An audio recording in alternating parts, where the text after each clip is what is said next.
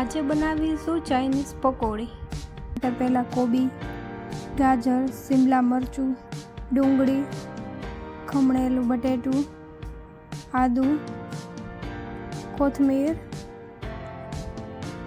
ચોખાનો લોટ, ચણાનો લોટ,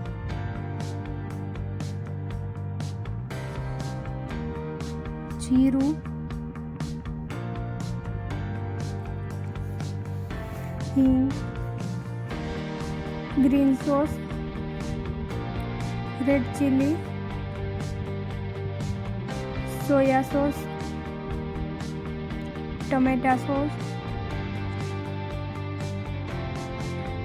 સરખું મિક્સ કરશું।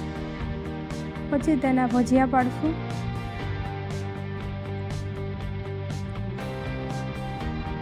ભજીયાને બ્રાઉન કલર થાય ત્યાં સુધી તળવાના।